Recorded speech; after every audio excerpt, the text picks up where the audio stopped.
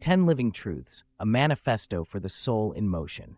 In an age of noise and nihilism, where certainty is sold like a cheap drug and speed eclipses depth, philosophy is no longer a luxury, it is a lifeline. What follows is not a system, but a series of living truths. Each one is a flame, small, potent, and ancient. Together, they form a kind of compass, not pointing toward any fixed belief, but toward the deeper capacity to ask, feel, and become. Let this be your invocation, your echo, your return. 1. The primacy of inquiry. The unexamined life is not worth living. Socrates.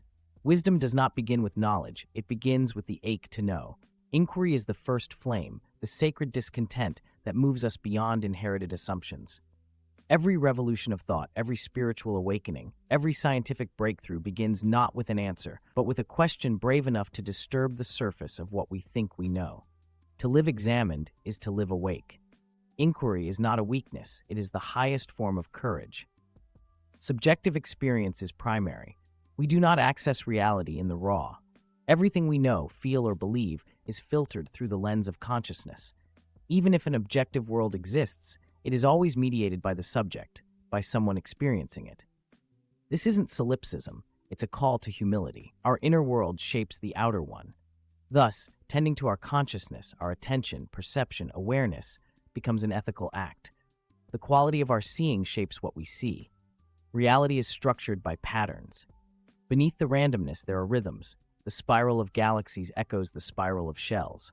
Mathematics, myth, and music all reveal recurring forms that suggest reality is not only knowable, it is intelligible. Logic, causality, and nature itself are fluent in pattern.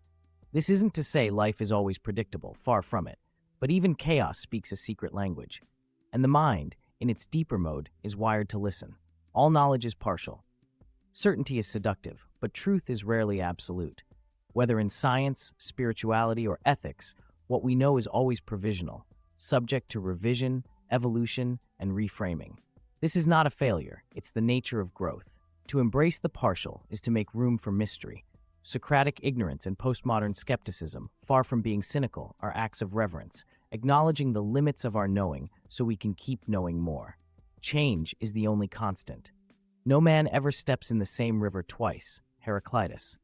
Identity, values, belief systems, all are rivers, not statues. Life is motion. To resist change is to resist life itself. Philosophical frameworks must be fluid enough to evolve, stretch, and shatter when needed. You are not who you were last year, nor will you be this person tomorrow. And that's not a problem, it's a gift. You are not here to remain, you are here to become. Suffering and meaning are inseparable. We often treat suffering as a problem to be solved, when in truth it is the crucible in which meaning is forged. From Buddhist teachings on the nature of dukkha to existentialist meditations on absurdity, the message echoes, pain is not an interruption to life, it is life. Yet suffering need not be senseless. When met with awareness, it transforms.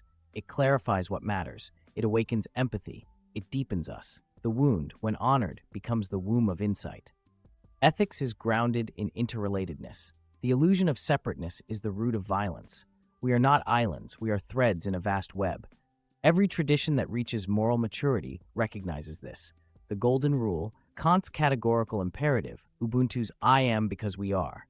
How we treat others reflects how we see ourselves. Ethics is not a set of rules, it is a practice of remembering our interdependence. It is less about right and wrong and more about right relation. Freedom requires responsibility. We worship freedom, but we often misunderstand it. Freedom is not the absence of limits, it is the presence of self-governance. The existentialists had it right. We are condemned to be free. Every choice we make is ours to bear. True freedom includes the burden of our becoming. It demands accountability, not just to laws, but to our own integrity. Liberation without responsibility is chaos. But when freedom is fused with responsibility, it becomes sacred. Self-knowledge is liberation. To know oneself is not narcissism, it is necessity. The unexamined self is a puppet pulled by unconscious strings. But the seen self can choose, can change, can love. Reflection, mindfulness, shadow work, therapy, all are paths toward inner clarity. The more deeply you know your fears, wounds, and desires, the more power you gain to live with intention.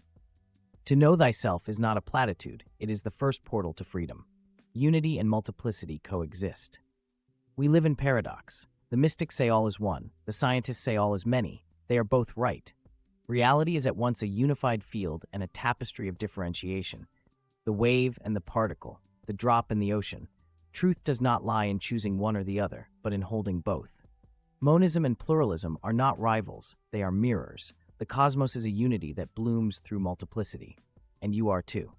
Conclusion: a philosophy in motion. These 10 truths are not meant to be fixed dogmas, but living invitations. They are not commandments, but constellations, signs in the sky to help you orient when certainty fails and the ground shifts beneath you. If there is a single thread that weaves through them all, it is this: life is not a problem to be solved, but a mystery to be lived. And the deeper we live it, with inquiry, humility, and courage, the more it begins to shimmer with meaning. The path is not linear, but it is luminous,